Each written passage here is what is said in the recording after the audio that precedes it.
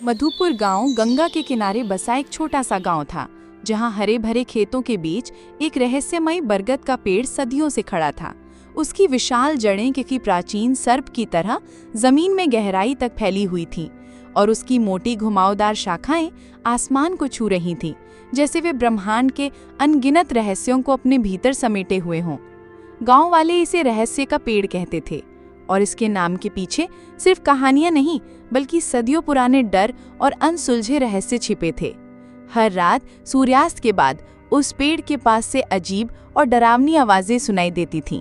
कभी बच्चों की डरावनी खिलखिलाहट जो अचानक शांत हो जाती, कभी किसी बूढ़े की कराह जो हवा में घुल जाती, तो कभी पत्तों की सरसराहट के बीच किसी अदृश्य फुसफुसाहट का भ्रम, जैसे कोई प्राचीन आत्मा फुसफुसा रही हो। कुछ का मानना था कि पेड़ के नीचे प्राचीन काल का एक अतुलनीय खजाना छिपा है, जिसे सिर्फ भाग्यशाली और पवित्र हृदय वाले ही पा सकते हैं, जबकि कुछ का मानना था कि वहां बुरी आत्माएं और भटकती प्रेतात्माएं वास करती हैं, जो किसी भी राहगीर को अपने मायावी जाल में फंसाकर हमेशा के लिए कैद कर सकती हैं। इसी गहरे डर के कारण सूर्यास्त के बाद कोई भी उस पेड़ के पास जाने की हिम्मत नहीं करता था और दिन में भी लोग एक निश्चित दूरी बनाए रखते थे, जैसे पेड़ के चारों ओर एक अदृश्य अभेद्य घेरा हो। इसी गांव में रहता था रामू, एक गरीब किसान। उसकी छोटी सी झोपड़ी थी, जिसकी टूटी हुई छत बारिश में टपकती थी और जिसकी दीवारें मिट्टी और गोबर से बनी थीं। वो अपने सूखे खेतों में दिन रात एक कर मेहनत करता था। सुबह सूरज उगने से पहले उठकर और रात ढलने के बाद थककर सोता था। लेकिन प्रकृति के क्रूर मार और भाग्य की निरंतर परीक्षा ने उसे कभी चैन से नहीं जीने दिया। उसका एक दोस्त था, शेखर, जो हमेशा जल्दी अमीर बनने के सपने देखता था और अक्सर हवाई किले बनाता रहता था। उसकी बातों में अक्सर लालच की चमक और जल्दबाजी की धुन होती थी। वो हमेशा आसान रास्तों की तलाश में रहता था, भले ही उसके लिए दूसरों को नुकसान पहुंचाना पड़े। गांव में सूरज, एक लालची और क्रूर व्यापारी जिसका सूदखोरी का धंधा पूरे गांव में फैला था, भी रहता था। सूरज किसी भी कीमत पर लोगों की जमीनें हथियाने और उन्हें अपने अधीन रखने को तैयार रहता था। और फिर थी कलावती, एक बुजुर्ग रहस्यमयी महिला जो गांव के बाहर एक टूटे फूटे घर में रहती थी। उसके बारे में कहा जाता था कि उसे जड़ी बूटियों और प्राचीन विद्या का गहरा ज्ञान था और कुछ लोग उसे डायन भी कहते थे, जबकि कुछ उसे गांव की पुरानी कहानियों का जीवित संग्रह मानते थे। कलावती का घर गांव के बाहरी छोर पर था, जहां जंगली झाड़ियां और सन्नाटा पसरा रहता था। लोग उससे डरते भी थे, उसकी रहस्यमयी शक्तियों और उसकी अजीबोगरीब हरकतों के कारण, और जरूरत पड़ने पर उसके पास जाते भी थे अपनी समस्याओं का हल ढूंढने या भविष्य जानने के लिए। रामू की जिंदगी मुश्किलों से भरी थी। लगातार 2 साल से सूखे की चपेट में उसके खेत बंजर हो रहे थे। जमीन सूखकर दरारें पड़ने लगी थीं और वो सूरज का बड़ा कर्ज चुकाने में असमर्थ था। सूरज का कर्ज बढ़ता जा रहा था और उसकी आंखों में रामू की जमीन हथियाने की चमक साफ दिख रही थी, जैसे वो एक भूखा भेड़िया हो जो अपने शिकार का इंतजार कर रहा हो।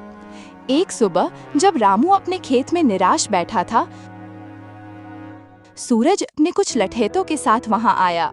उसकी चाल में घमंड और आंखों में क्रूरता थी, जैसे वो अपने शिकार पर टूट पड़ने को तैयार हो। रामू, कब तक इस बंजर जमीन को सींचेगा? देख रहा हूं तेरी मेहनत भी अब पानी मांग रही है और तेरे हाथ की लकीरें भी सूख गई हैं। इसे मुझे बेच दे, मैं तुझे तेरी औकात से भी ज्यादा पैसे दूंगा, ताकि तू अपनी झोपड़ी तो बचा सके और अपने परिवार को 2 वक्त की रोटी खिला सके। वैसे भी तेरा खेत अब किसी काम का नहीं। सूरज, ये जमीन मेरे बाप दादा की निशानी है। मेरी रगों में उनका खून है और ये जमीन मेरी आत्मा है। ये सिर्फ मिट्टी नहीं, मेरा वजूद है। मैं इसे नहीं बेचूंगा, चाहे कितनी भी मुसीबत आए। मैं अपनी आखिरी सांस तक इसके लिए लड़ूंगा। ठीक है, लेकिन याद रख, गरीबी और भूख तुझे झुकाएगी। जब भूख नाचती है तो ज़मीर भी बिक जाता है और इंसान अपने सिद्धांतों को भी भूल जाता है। वह अपने लठैतों के साथ चला गया, लेकिन उसकी आंखों में एक अजीब सी खतरनाक चमक थी, जैसे उसने कोई बहुत बड़ी गुप्त योजना बना ली हो। रामू जानता था कि सूरज सिर्फ धमकी नहीं दे रहा था, बल्कि वह अपनी बात पर अटल था और कुछ बड़ा करने की फिराक में था।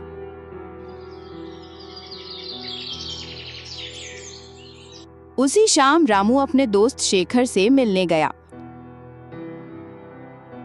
शेखर हमेशा जल्दी अमीर बनने की नई नई योजनाएं बनाता रहता था, चाहे वो गांव में चोरी छिपे जुए का अड्डा हो या जंगल से दुर्लभ जड़ी बूटियां निकालने की बात। उसकी हर बात में एक छिपी हुई स्वार्थ की गंध होती थी और वो हमेशा दूसरों का फायदा उठाने के मौके तलाशता रहता था। रामू, सुना है ना, रहस्य के पेड़ के नीचे एक पुराना खजाना छिपा है। गांव वाले सदियों से यही कहते आए हैं और मुझे लगता है कि इस बार ये सच है। मुझे एक पुराना नक्शा मिला है जिस पर कुछ अजीब प्रतीक बने हैं। अगर हम उसे ढूंढ लें तो सारी गरीबी खत्म, हम राजाओं की तरह रहेंगे। तू अपने खेत को सोने से पाट सकेगा और मैं एक बड़ा महल बनाऊंगा जिसे देखकर दुनिया हैरान रह जाएगी। शेखर, ये सब गांव वालों की बनाई कहानियां हैं, सिर्फ डरने के लिए। कौन सा खजाना? और उस पेड़ के पास तो भूत प्रेत का डर है। तूने खुद कितनी कहानियां सुनी हैं? उस पेड़ के बारे में हर कहानी खून और शाप की बात करती है। डरने की क्या बात, अंधविश्वास है सब। डरपोक लोग ही कहानियां गढ़ती हैं। हम दोनों मिलकर जांच करेंगे, पूरी रात वहीं रुकेंगे। अगर खजाना मिला तो आधा आधा बांट लेंगे, दोस्ती में कोई कमी नहीं। शेखर की बातों में रामू को हमेशा से थोड़ी चालाकी दिखती थी, लेकिन इस बार उसकी उत्सुकता कुछ ज्यादा ही थी। उसकी आवाज में एक अजीब सी जल्दबाजी थी, जैसे वो कोई मौका हाथ से जाने नहीं देना चाहता था। रामू ने शेखर की बात को मजाक में डाल दिया, लेकिन उसके मन में एक सवाल कौंध गया। क्या वाकई उस पेड़ में कोई रहस्य था और शेखर की इतनी उत्सुकता के पीछे सिर्फ दोस्ती थी या कुछ और? क्या उसने सूरज की योजना के बारे में कुछ सुन लिया था या उसके पास वाकई कोई नक्शा था? शेखर के पास कौन सा नक्शा था? क्या वो वाकई रामू का दोस्त था या उसकी अपनी कोई छिपी मंशा थी जिसे वो दोस्ती की आड़ में पूरा करना चाहता था? सूरज की चाल क्या थी? क्या वो सिर्फ जमीन चाहता था या खजाने के बारे में भी उसे कुछ पता था? क्या शेखर ने सूरज की बात सुन ली थी और वो पहले खजाना पाना चाहता था? अगले दिन गांव में एक अजीब सी अफवाह फैली। कहा गया कि कलावती, वो बुजुर्ग रहस्यमयी महिला जिसने कई दशकों से गांव से दूरी बना रखी थी, ने रहस्य के पेड़ के बारे में कुछ देखा था। एक सपना, एक दर्शन या शायद कोई प्राचीन भविष्यवाणी जो सदियों से छिपी थी। रामू और शेखर दोनों ही उत्सुकता से भरे उसके घर गए। कलावती का घर गांव के एक कोने में था, जहां सन्नाटा पसरा रहता था और चारों ओर सूखी जड़ी बूटियों की तेज अजीब सी गंध फैली हुई थी। उसके घर की दीवारों पर अजीबोगरीब नक्शे खुदे थे, जिनमें पुराने प्रतीकों और तारों की चाल का जिक्र था, और कोने में ताड़ के पत्ते पर लिखी जीर्ण शीर्ण पोथियां और प्राचीन किताबें बिखरी पड़ी थीं। हर चीज रहस्यमयी और पुरानी लग रही थी, जैसे वो किसी और समय से जुड़ी हो। रामू, शेखर, मैंने सपने में देखा है। उस बरगद के नीचे एक प्राचीन खजाना है जो केवल सच्चे दिल वाला पा सकता है। लेकिन सावधान, उस पेड़ की रक्षा एक बहुत पुरानी, शक्तिशाली अदृश्य शक्ति करती है। वो शक्ति हर उस व्यक्ति पर कहर ढाती है जिसकी नीयत में खोट हो, जो लालच से भरा हो। उसके लिए पेड़ एक भयानक जाल बन जाता है जहां से कोई वापस नहीं लौटता। कलावती माँ, हमें वो खजाना चाहिए। बताओ क्या करना होगा? हम कुछ भी करेंगे। मैं अपनी जान भी दांव पर लगाने को तैयार हूँ। मुझे वो नक्शा मिला है, क्या वो सच है? कलावती ने एक पुरानी जीर्ण शीर्ण किताब निकाली, जिसके पन्ने पीले पड़ चुके थे और उन पर अजीब सी भाषा में कुछ लिखा था जिसे कोई नहीं पढ़ सकता था। इस किताब में लिखा है कि खजाने को पाने के लिए 3 चीजें चाहिए: साहस, विश्वास और बलिदान। लेकिन रास्ता धोखे और मायाजाल से भरा है। हर कदम पर परीक्षा होगी, हर मोड़ पर जाल बिछे होंगे जो तुम्हारी आत्मा को परखेंगे। उसने एक पन्ना दिखाया जिस पर एक जटिल प्रतीक बना हुआ था, जो शेखर के नक्शे पर बने प्रतीक जैसा ही था। ये प्रतीक हमें सही रास्ता दिखाएगा, लेकिन इसे समझना आसान नहीं। ये सिर्फ उन्हीं के लिए है जो इसे समझने के योग्य हैं। जो इस प्रतीक को समझेगा वही पहला कदम उठा पाएगा। उसने फिर वो पन्ना छिपा लिया। रामू को कलावती की बातों पर पूरी तरह यकीन नहीं हुआ। उसे लगा कि कलावती कोई खेल खेल रही है या उसे भ्रमित कर रही है। उसने पूछा, कलावती माँ, तुम्हें ये सब कैसे पता? क्या तुम हमें बेवकूफ बना रही हो या तुम हमें अपने किसी जाल में फंसाना चाहती हो?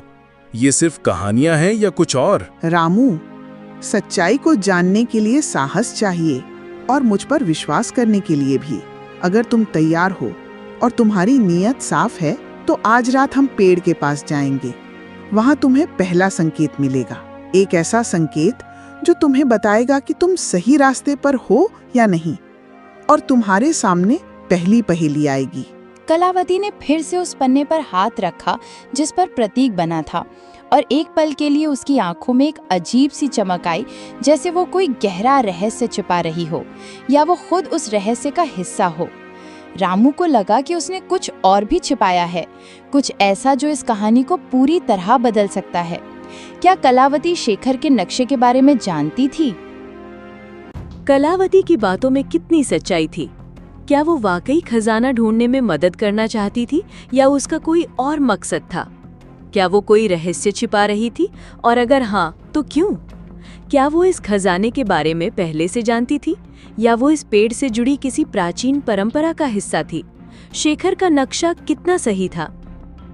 रामू, शेखर और कलावती ने रात को पेड़ के पास जाने की योजना बनाई। सूरज को इसकी भनक लग गई क्योंकि उसके जासूस पूरे गांव में फैले हुए थे जो उसे हर छोटी बड़ी खबर देते थे। वह चुपके से उनके पीछे चल दिया। उसकी नीयत खजाने पर थी और वह किसी भी कीमत पर उसे हासिल करना चाहता था, भले ही उसे किसी की जान लेनी पड़े। रात के अंधेरे में बरगद का पेड़ पहले से कहीं ज्यादा डरावना लग रहा था। उसकी विशाल जड़ें सांपों की तरह जमीन पर फैली हुई थीं, जो अंधेरे में और भी भयानक दिख रही थीं, और उसकी मोटी शाखाएं आसमान को छू रही थीं, जैसे वे डरावने हाथ हों जो उन्हें अपनी ओर खींच रहे हों या उन्हें फाड़ने को तैयार हों। हवा में साई साई की एक अजीब सी आवाज़ थी, जैसे पेड़ खुद कोई रहस्य फुसफुसा रहा हो या किसी अदृश्य आत्मा की कराह हो, और पेड़ की शाखाएं मानो जीवित होकर हिल रही थीं, जैसे वे उन्हें अंदर आने से रोकना चाहती हों या उन्हें चेतावनी दे रही हों। रामू का दिल जोर जोर से धड़क रहा था। उसे अपनी माँ की सुनाई डरावनी कहानियाँ याद आ रही थीं, जिनमें पेड़ आत्माओं का घर था और उसकी जड़ें नरक का रास्ता। शेखर, ये जगह ठीक नहीं लग रही। मुझे कुछ अजीब सा महसूस हो रहा है। हमें वापस चलना चाहिए। ये सब मजाक नहीं है। यहाँ कुछ अदृश्य शक्ति है जो हमें अंदर नहीं जाने देगी। अरे अब पीछे नहीं हटना, खजाना हमारे सामने है। सोचा था कि तू बहादुर है रामू, क्या तू इन कहानियों से डर गया? ये सिर्फ हवा की आवाजें हैं। चुप रहो दोनों, हमें किताब के निर्देशों का पालन करना होगा। डरोगे तो खजाना कभी नहीं मिलेगा। ध्यान से देखो, पेड़ तुम्हें बुला रहा है। ये तुम्हें रास्ता दिखाएगा, लेकिन तुम्हें अपनी आत्मा को शुद्ध रखना होगा।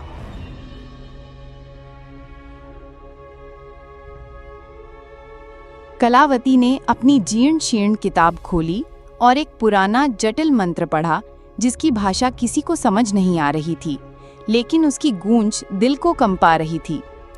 मंत्र खत्म होते ही अचानक पेड़ की जड़ों के पास जमीन हिलने लगी, जैसे नीचे कुछ हलचल हो रही हो, और मिट्टी ऊपर उठने लगी एक अजीब सी रोशनी के साथ। एक पुराना जंग लगा ताला दिखाई दिया जो जमीन में धंसा हुआ था और अजीब प्रतीकों से सजा था, जो अंधेरे में चमक रहे थे जैसे वे जीवित हों।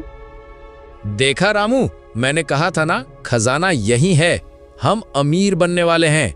हम सब मुसीबतों से बाहर निकल जाएंगे। अब बस इसे खोलना है। इस ताले को खोलने के लिए 3 चीजें चाहिए, एक साहसी का खून, एक विश्वासी का आंसू और एक बलिदान। ये तीनों चीजें एक साथ पवित्र भावना से अर्पित की जानी चाहिए। कोई भी लालच या स्वार्थ इसे भंग कर देगा और खजाने के संरक्षक तुम्हें कभी माफ नहीं करेंगे। रामू ने साहस दिखाते हुए अपना हाथ काटा और खून की कुछ बूंदें ताले पर डाली। ताला हल्का सा चमक उठा और उस पर बने प्रतीक तेजी से जलने लगे, जैसे वे आग पकड़ रहे हों। शेखर ने अपनी माँ की याद में आंसू बहाए और ताले पर डाले। आंसू गिरते ही ताले से एक धीमी रहस्यमयी गूंज सुनाई दी, जैसे पेड़ खुद बोल रहा हो या कोई अदृश्य शक्ति जगा हो। लेकिन बलिदान का मतलब क्या था? कलावती ने अभी तक कोई संकेत नहीं दिया था। बलिदान का मतलब है कि तुम में से कोई अपनी सबसे कीमती चीज यहाँ छोड़ देगा। ये त्याग की निशानी होगी जो खजाने के देवता को संतुष्ट करेगी और तुम्हें उसकी कृपा मिलेगी। यह सिर्फ एक वस्तु नहीं, तुम्हारी आत्मा का अंश होगा। रामू ने अपनी माँ की दी हुई एक पुरानी चांदी की अंगूठी निकाली जो उसके लिए सबसे कीमती थी, उसकी माँ की आखिरी याद, और उसने कभी उसे खुद से दूर नहीं किया था। उसने आंखें बंद करके उसे ताले के पास रख दिया। उसके चेहरे पर दर्द और दृढ़ता थी। शेखर ने अपनी जेब से एक पुराना चमचमाता सिक्का निकाला जो उसके दादाजी का था। वो उसे देने में हिचकिचा रहा था, उसके हाथ कांप रहे थे। उसके चेहरे पर लालच साफ दिख रहा था, लेकिन खजाने की भूख ने उसे मजबूर किया। उसने भी उसे रख दिया, लेकिन कलावती ने कुछ नहीं दिया। कलावती माँ, तुमने बलिदान में कुछ क्यों नहीं दिया? तुमने हमें धोखा दिया है। ये कैसा बलिदान है? मेरा बलिदान मेरा समय है जो मैं तुम्हें दे रही हूँ, और मेरा ज्ञान जो मैं तुम्हें इस यात्रा में दे रही हूँ। तुम दोनों ने जो दिया वो तुम्हारे लिए कीमती था, मेरे लिए नहीं। मेरा बलिदान अलग है और तुम इसे अभी नहीं समझोगे। मेरा जीवन ही मेरा बलिदान है। रामू को शक हुआ, लेकिन तभी ताला एक तेज गड़गड़ाहट जैसी आवाज के साथ खुल गया, जैसे सदियों का रहस्य खुल रहा हो, और जमीन भी कांपने लगी। जमीन में एक गहरा अंधेरा गड्ढा दिखाई दिया, जिसमें एक चमकता हुआ पुराना संदूक रखा था। उसकी चमक इतनी तेज थी कि आंखें चौंधिया गईं, और उसमें से एक अजीब सी मीठी सुगंध आ रही थी जो मन को भ्रमित कर सकती थी। कलावती ने बलिदान नहीं दिया, लेकिन ताला खुल गया। क्या उसने मंत्र में कुछ छिपाया था, या उसके ज्ञान का दावा सिर्फ एक बहाना था? क्या वो इन दोनों को सिर्फ मोहरा बना रही थी, या वो इस खजाने से जुड़ी किसी और गुप्त योजना का हिस्सा थी? क्या उसके जीवन का बलिदान ही वो थी, या कोई और गहरा राज था? संदूक में क्या था? क्या ये वाकई खजाना था, या कोई और रहस्य, कोई जाल? क्या सूरज आ रहा था? क्या पेड़ ने कलावती को ये शक्ति दी थी कि वो बलिदान के बिना भी ताला खोल सके? तभी सूरज अचानक झाड़ियों से निकला। उसकी आंखों में लालच और जीत की चमक थी, जैसे उसने अपनी चाल में जीत हासिल कर ली हो। उसके पीछे उसके लठैत भी थे, जो हथियारों से लैस थे। ये खजाना मेरा है। तुम सब बेवकूफ बन गए। मैंने तुम सब पर नजर रखी हुई थी। अब तुम सब यहाँ से निकलो, या तुम सब का अंजाम बहुत बुरा होगा। उसने शेखर को एक जोरदार धक्का दिया, जो संभल नहीं पाया और नीचे गिर पड़ा। उसका सिर जमीन से टकराया और वो दर्द से कराहने लगा। सूरज संदूक की ओर दौड़ा। उसकी सांसें तेज हो रही थीं और उसकी आंखों में सिर्फ धन की चमक थी। वो कुछ भी देखने को तैयार नहीं था, लेकिन जैसे ही उसने संदूक को छुआ, एक तेज नीली रोशनी निकली, जैसे बिजली कड़क रही हो, और सूरज एक भयानक चीख के साथ बेहोश होकर गिर पड़ा। उसका शरीर तेजी से कांपने लगा। उसके लठैत भी डर कर भाग गए। अपनी जान बचाने के लिए उन्होंने अपने हथियार भी वहीं छोड़ दिए।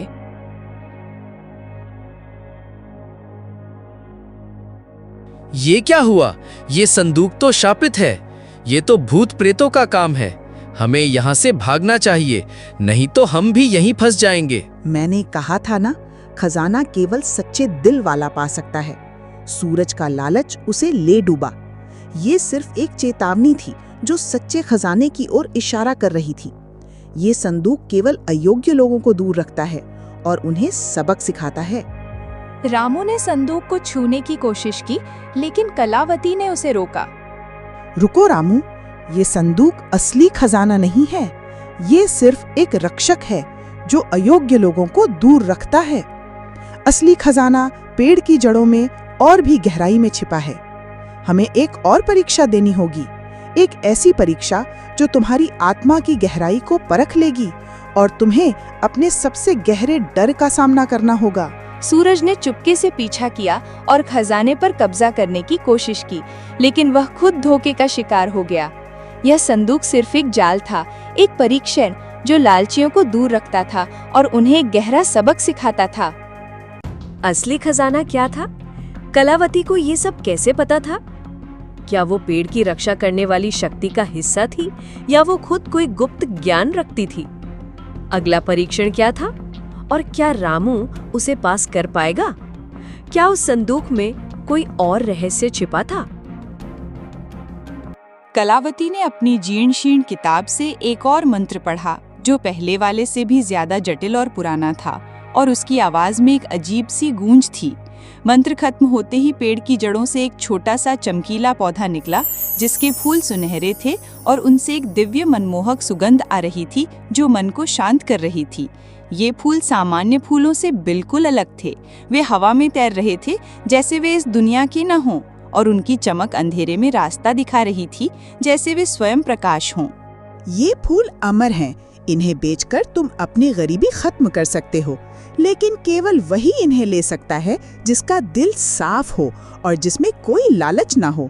जो इन्हें लालच से छुएगा वो इन्हें खो देगा और उसे कभी सुख नहीं मिलेगा, बल्कि उसे भयानक परिणाम भुगतने पड़ेंगे। रामू ने एक फूल उठाया और उसे शांति और खुशी महसूस हुई। फूल उसके हाथ में चमकने लगा और उसकी चमक रामू के चेहरे पर एक अजीब सी रोशनी ला रही थी, जैसे वह स्वयं प्रकाशित हो गया हो।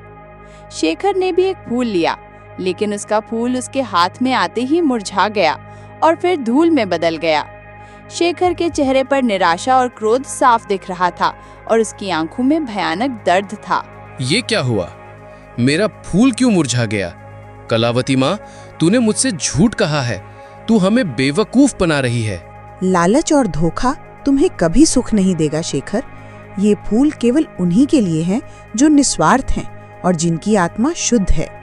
तुम्हारी आत्मा में लालच भरा है, इसलिए ये फूल तुम्हें स्वीकार नहीं करते, बल्कि तुम्हें अस्वीकार करते हैं। कलावती माँ, तुम्हें ये सब कैसे पता? और तुमने बलिदान क्यों नहीं दिया? तुम कौन हो? क्या तुम इस पेड़ की रखवाली करती हो? रामू, मैंने तुम्हें रास्ता दिखाया। मेरा बलिदान मेरी सच्चाई थी। मेरा विश्वास था कि तुम इसे ढूंढ सकते हो, और तुम में वो सच्चाई थी। मैं इस पेड़ की संरक्षक नहीं हूँ, लेकिन मैं उन प्राचीन ज्ञान की रखवाली करती हूँ जो इस खजाने तक पहुँचाते हैं। मेरे पूर्वज इस पेड़ और इसके रहस्य के बारे में जानते थे, और उन्होंने ये ज्ञान पीढ़ी दर पीढ़ी सौंपा है। मैं इस ज्ञान की अंतिम कड़ी हूँ। उसकी आंखों में एक चमक थी, जैसे वो कुछ और भी छिपा रही हो, कोई गहरा रहस्य जो रामू अभी नहीं समझ सकता था, लेकिन जिसे जानने का समय आ गया था। कलावती ने असली खजाने का रहस्य पहले ही जान लिया था, लेकिन उसने रामू और शेखर को सिर्फ आधा सच बताया। क्या वो अपनी पहचान छिपा रही थी? क्या वो इस ज्ञान का उपयोग किसी और उद्देश्य के लिए कर रही थी? या वो इस खजाने से जुड़ी किसी और बड़ी शक्ति का हिस्सा थी? क्या वो कोई प्राचीन रहस्यमयी समाज से संबंध रखती थी जिसकी जिम्मेदारी इस खजाने की रक्षा करना थी? शेखर को गुस्सा आ गया। उसने सोचा कि कलावती उसे बेवकूफ बना रही है और वह अकेला ही सारे फूल हड़पना चाहती है। उसने रामू से कहा, रामू, ये कलावती माँ हमें बेवकूफ बना रही है। सारा खजाना वो खुद लेना चाहती है। ये सब उसका नाटक है। हमें यहाँ से भागना चाहिए। शेखर ने कलावती पर हमला करने की कोशिश की। उसकी आंखों में गुस्सा और लालच साफ दिख रहा था। वो तलवार की तरह कलावती की ओर लपका, लेकिन तभी पेड़ की शाखाएं तेजी से हिलने लगी और एक अजीब सी डरावनी आवाज गूंजी, जैसे पेड़ खुद बोल रहा हो या किसी अदृश्य शक्ति ने आवाज दी हो जो शेखर को चेतावनी दे रही थी। शेखर डर के मारे पीछे हट गया। उसका शरीर कांप रहा था और उसके हाथों से तलवार छूट गई, जैसे वो जल रही हो। शेखर, तू मेरा दोस्त है, फिर भी तुझ में इतना लालच है। कलावती माँ सही कह रही है, खजाना सच्चाई का है, लालच का नहीं। तूने मेरी दोस्ती का भी अपमान किया है और अब इस पवित्र स्थान को भी अपवित्र कर रहा है। शेखर ने अपनी गलती मानी, लेकिन उसकी आंखों में लालच अभी भी था, एक ऐसी भूख जो मिटने का नाम नहीं ले रही थी, जैसे वो उसके खून में समा गई हो। उसने चुपके से एक और सुनहरा फूल तोड़ने की कोशिश की, इस बार और तेजी से। उसने सोचा कि कोई उसे देख नहीं रहा। उसने फूल तोड़ लिया और भागने की कोशिश की, लेकिन जैसे ही वो गांव की ओर भागा, फूल उसके हाथ में जलने लगा और फिर राख में बदल गया। एक अजीब सी ऊर्जा ने उसे पीछे धकेला और वो जमीन पर गिर पड़ा। उसके शरीर में भयानक दर्द होने लगा और उसे लगा कि उसकी आत्मा जल रही है। शेखर ने रामू और कलावती को धोखा देने की कोशिश की, लेकिन उसका लालच उसे ले डूबा। पेड़ ने खुद उसे सजा दी, ये दिखाते हुए कि प्रकृति कभी लालच का साथ नहीं देती और उसके नियम बहुत कठोर होते हैं। क्या शेखर फिर से कोई साजिश रचेगा? क्या पेड़ की शक्ति उसे सबक सिखाएगी या उसे हमेशा के लिए बांध लेगी? क्या सूरज के लठैट वापस आएंगे और इस बार उनका क्या इरादा होगा? पेड़ का क्रोध कितना भयानक हो सकता है। जैसे ही शेखर जमीन पर पड़ा था, दर्द से कराह रहा था। सूरज, जो अभी भी बेहोश पड़ा था, धीरे धीरे उठने लगा।